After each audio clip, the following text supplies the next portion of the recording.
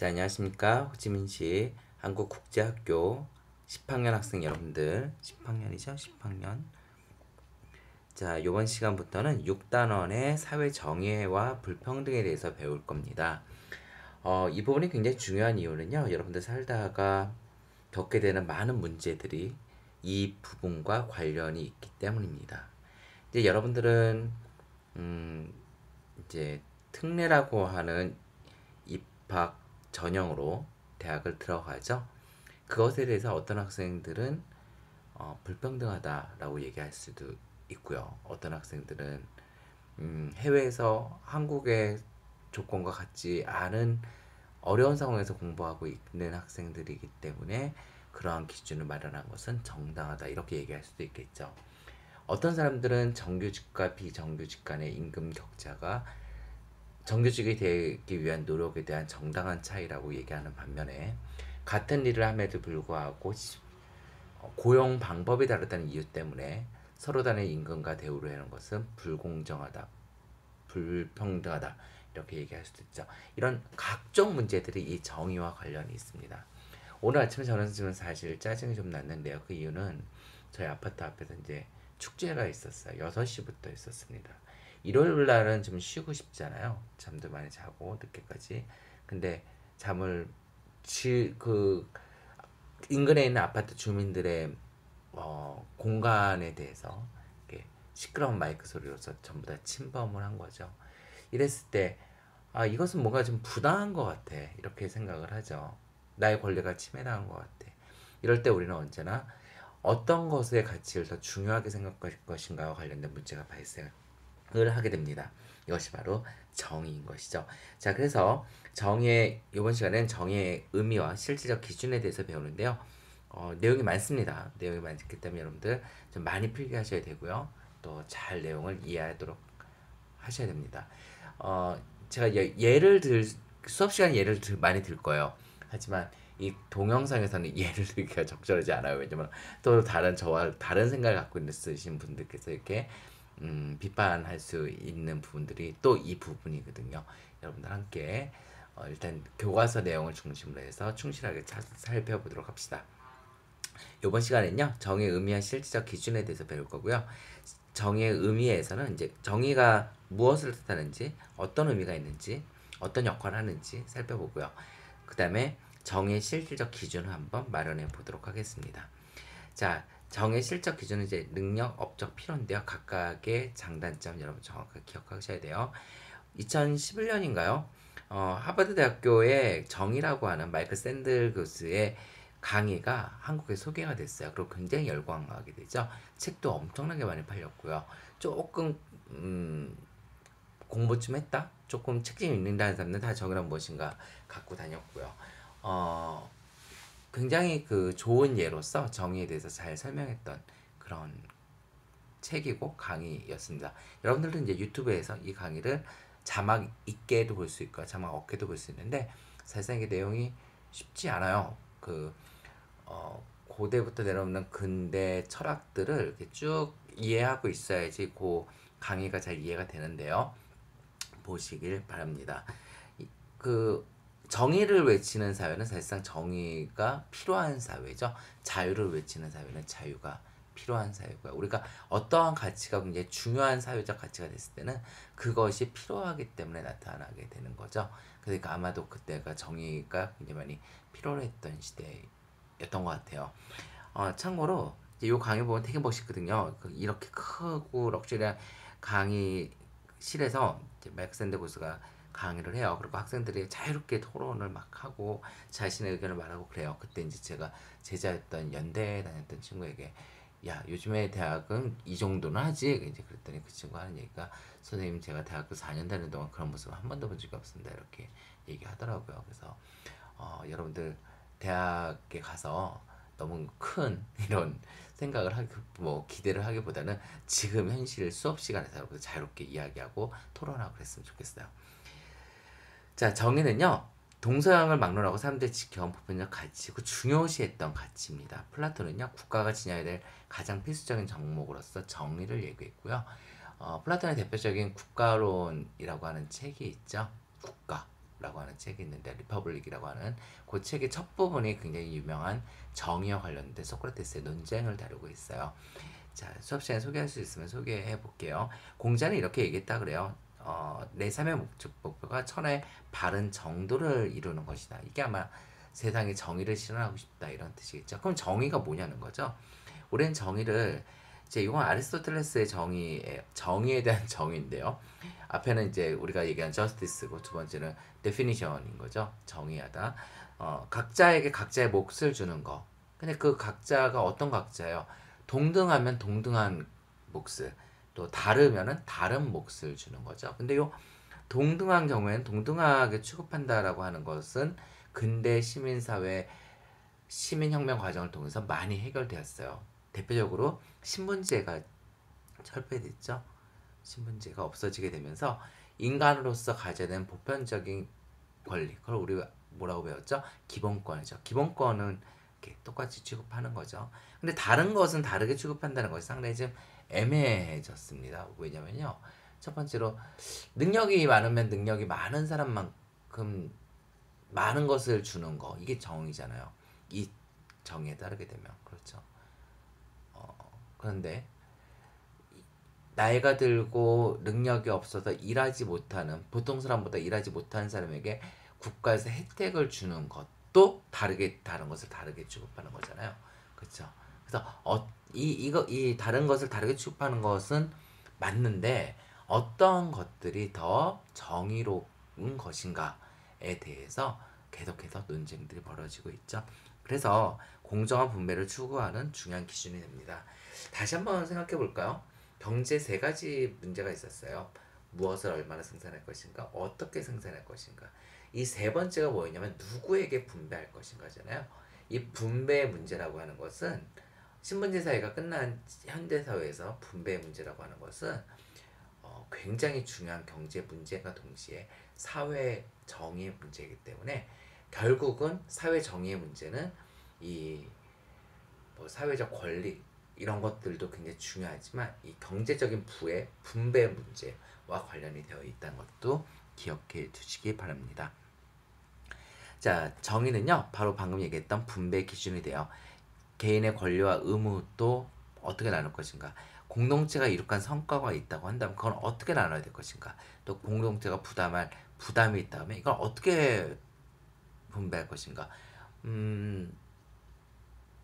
여자들하고 남자들하고 이렇게 논쟁 벌일 때, 남자들이 여자들 공격 제일 많이 하는 게, 너 군대 갔다 왔어? 너네 군대 안 가잖아, 이런 거잖아요. 국방의 의무라고 하는 것을 남자에게 맡기는 거, 국방의 의무는 이제 남자 여자 다 모든 국내에 있지만, 군역이라고 하는 것을 남자에게 맡기는 것이 정의로운가에 대해서는 언제나 남자들이 제기하는 문제죠. 반면에 군대를 갔다 온 군인들에게 가산점을 지급하는 제도가 있었어요. 군대를 갔다 왔다고 하는 이유로서 공무원 시험 볼 때 가산점을 주는 것은 정의로운 것인가, 이러한 문제들, 이런 것들이 언제나 복잡한 문제들이죠. 이런 문제들 갈등이 생길 때, 또 개인성, 좀 거칠게 얘기하면 개인에게 이로운 거, 개인에게 좋은 거, 공동선, 공동체에 좋은 거, 이것에 있어서 충돌이 발생할 때 있잖아요. 이런 것을 어떻게 평화롭게 유지할 것인가에 대한 기준이 되기도 합니다. 자, 세 번째로 사회제도의 개선과 발전의 기준이 되는데요. 아까 얘기한 것처럼 근대심 혁명을 통해서 정의 내용, 인간은 보편적인 인권을 갖고 있다, 평등한 존재다, 차별받지 않는다, 이러한 자유를 갖고 있고, 이러이러한 자유를 갖고 있고, 이러이러한 기회를 가질 수가 있다, 이런 것들이 헌법에 명시되면서 이 정의가 사회에 반영이 됐고요. 오늘날에도 어떤 사회제도가 있어요. 예를 들어서 아까 얘기했던 입시제도, 수능, 뭐라고 얘기하죠? 학종, 이런 것들에 대해서 과연 그것이 정의로운 것인가에 대해서 이제 문제 제기를 하잖아요. 이랬을 때 이 비판을 할 때 기준이 되는 것들이죠. 또 정의를 판단하기 위한 기준이 새롭게 마련되어야 된다. 이런 것들이 계속 진행이 되면서 사회 제도와 발전에 영향을 주게 됩니다. 예를 들어서 이제 소유권 보장과 공공의 이익, 재산권은 내 건데 공공의 이익을 위해서 그린벨트를 지정했어요. 쾌적하게 하기 위해서. 이랬을 때 충돌, 또 소수 집단을 우대하는 문제, 우리 사회에 나타나고 있는 난민을 받을 것인가, 이주 노동자에 대한 대우를 어떻게 할 것인가, 이런 것들이 온갖 문제들이 이 정의와 관련이 있다는 것들을 기억하시기 바랍니다. 자, 정의 실적 기준은요, 세 가지로 볼 수 있는데요. 능력을 기준으로 하는 것이 있어요. 신체적, 정신적 능력이 뛰어난 사람에게 더 많은 분배와 보상이 이루어진다는 입장이죠. 여러분들 모두 다 이에 찬성하시잖아요. 그렇죠? 이에 찬성하지 않은 때 열심히 공부하진 않잖아요. 내가 열심히 공부하는 이유는 능력을 키워서 그 능력에 맞는 합당한 대우를 받고 싶기 때문이잖아요. 하지만 문제가 발생할 수 있어요. 이런 입장은요. 어떤 문제가 발생할까요? 사회적 경제적 약자들은 소외감을 유발할 수 있죠. 저는 사실상 중학교 때 꿈이 100m 육상 선수였어요. 라고 하면 뻥이죠. 거짓말이죠. 근데 제가 100m 육상 선수를 할 수가 없잖아요. 여기 다리 길이부터 시작해서 운동신경 자체가. 자, 그러면 이렇게 이제 신체적 조건이 다르고 사회적 조건이 다른 사람들 보고 똑같이 뛰고서 더 잘하는 사람이 잘하니까 더 많은 대우를 해줘야 된다. 이렇게 얘기하는 것은 상당히 좀 문제가 좀 있죠. 근데 이게 선생님 뭐 그래도 어느 정도 능력은 다 있는 거고 거기에 따라서 성실한 것들 이런 것들에 대한 차이가 나타나잖아요. 그런 것들에 대한 대우를 해줘야 되잖아요. 그 주장하시죠. 근데 이제 마이클 샌드 같은 경우는 성실함조차도 타고난 것이다 이렇게 얘기하기도 해요. 그러니까 저도 이제 10년 공부했지만 사실상 그렇기도 하거든요. 머리가 좋은 것도 타고난 것이고 성실함도 타고난 것이고 이랬을 때 그에 따른 능력에 따라서 지나치게 많은 차이를 주는 것은 조금 공정하지 않는 것 같아요. 또 이게 나쁘게 사용도 됐어요. 우생학이라고 하는 게 있죠. 태어나기를 뛰어나게 태어난 거. 그 우상학적인 입장에서 인종 말살이라든지 유태인 학살이라든지 흑인들에 대한 기회 불평등의 문제들이라든지 강제 불임 시술을 한다든지 이런 문제들이 발생을 했었어요. 그래서 이것도 그렇게 뭐 아주 없어서는 안 되겠지만 이걸로 다 판단하는 것은 좀 문제가 있어 봅니다. 두 번째 거 볼까요? 업적을 기준으로 하는 정의가 있어요. 이거 좋죠. 회사를 운영하는데 A라고 하는 직원과 B라고 하는 직원이 있는데 A는 많은 성과를 얻었고 B는 조금밖에 못 얻었어요. 뭐 A가 능력이 많은지 많은 노력을 했는지 운이 좋았는지 그건 잘 모르겠지만 아무튼 업적을 많이 가져왔단 말이에요. 그러면은 그에 맞는 대가를 지불하는 거, 차등에 대해 지불하는 거 이거 정당하잖아요. 그렇죠? 근데 조건이 있어요. 어떤 조건이 있어야 되냐면 그 게임에 들어갈 수 있는 동등한 기회가 주어져야 된다는 것이죠. 하지만 이것도 좀 문제가 있어요. 어떤 문제가 있냐면 우리 생산에 3요소가 있었잖아요. 노자토라고. 노자토에 대한 대가를 임이지로 받잖아요. 그렇죠? 이게 분배라 그랬어요. 지금 우리가 가장 얘기하는 게 뭐냐면 분배 정의잖아요. 분배가 뭔가 어떻게 하는 것이 공정한 것인가. 그런데 요즘 사회에는 인간의 노동력보다 자본을 통해서 현대 자동화 기술을 하는 게 더 중요해졌어요. 그래서 자동화 기계들을 가지고 왔어요. 그러니까 누가 돈을 많이 가져가겠죠? 자본가들이 돈을 많이 가져가게 되죠. 분배해서 많은 업적을 이뤘으니까 많은 것을 가져가는 건 너무 당연하잖아요. 그 결과가 어떻게 될까요? 노동에 대한 경시, 임금 하락, 그 다음에 불평등의 심화, 사회 갈등이 많아지게 되고 이런 문제들이 발생할 수 있겠죠. 그러니까 너무 좋은데 업적이든 능력이든 둘 다 그 성취 동기를 높여주고 잠재력을 개발하고 경쟁을 통해 가지고 뭔가 발전할 수 있게 하는 것은 너무 좋은 건데 문제가 있는 거죠. 불공정하고 또 능력이 부족한 사람들은 업적을 그 사람이라고 마음이 높은 업적을 만들고 싶지 않아서 만들지 않는 게 아니잖아요. 생각해보세요. 프로야구에서 뛰는 사람들이 쭉들어 뛰죠. 이기고 싶고 나의 능력을 증명해서 연봉을 높게 받고 싶어서 그게 안 노력하지 않거나 그런 게 아니잖아요. 그렇죠? 그래서 이제 요즘에 나오는 것들은 뭐 이생망, 뭐, 뭐 이번 생은 망했다, 뭐 엄친아, 그러니까 타고나기를 잘생기고 성품도 좋고 공부도 잘하고 뭐 이런 것들에 대한 부러움, 뭐 넘사벽 이런 것들이 전부 다 이 업적주의와 능력주의를 강조하면서 나타나게 되는 절망감들과 뭐죠? 불안이 아니라 부러움에 대한 표현들인 것 같아요. 자, 세 번째는 굉장히 많은 생각들을 하고서 만든 거죠. 피로를 기준으로 하는 거예요. 이것은 사실 공산주의에서 나타나는 거거든요. 예를 들면 능력에 따라 노동하고 노동에 따라 분배한다. 이것만 해도 되게 좋은 거잖아요. 왜냐면 자본에 대한 가치를 그렇게 크게 생각하지 않은 거기 때문에. 근데 거기에다 플러스해서 어 기회를 줬지만 탁월한 능력들과 과정에서 나타나게 되는 문제들 때문에 나타나게 되는 결과의 차이가 심하게 나타났을 때 그것을 좀 보정해서 결과상의 평등을 가져오게 하는데 그 평등이라고 하는 것이 뭐냐? 너가 얼마만큼 필요한 것인가? 필요한 만큼에 대한 대가를 지불하는 거 이거거든요.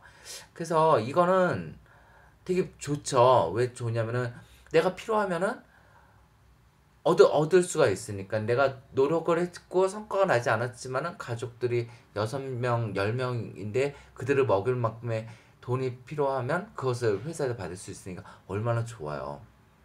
문제가 있을 수 있죠. 어떤 문제가 있겠어요? 뭐 열심히 안 해도 되겠네. 이런 문제가 있겠죠. 그래서 비효율적이 증가되고 결과적으로 공산주의라 얘기하는 나라들은 다 이제 망했죠. 그래서 자본주의가 됐고요. 그래서 또 모든 사람들이 다 나 100만큼 필요하다. 그러니까 필요한 만큼 필요한 게 아니고 어 100만큼 다 필요하다라고 했을 때 그 100만큼을 다 어떻게 지급할 수 있겠는가? 왜냐면 자원이 희소한데 그럼에도 불구하고 이 필요라는 기준은 다양한 복지 제도와 안전망을 마련한 근거가 됐고요. 사회 불평등 문제를 해결하고 경제 안정성을 도모하는 어떤 그런 이론이 되었습니다. 내용이 많고 설명할 게 많습니다. 생각할 것도 많고요. 수업 시간에 토론할 것도 많습니다. 꼭 강의 듣고 노트 정리해서 오시기 바랍니다. 수고하셨습니다.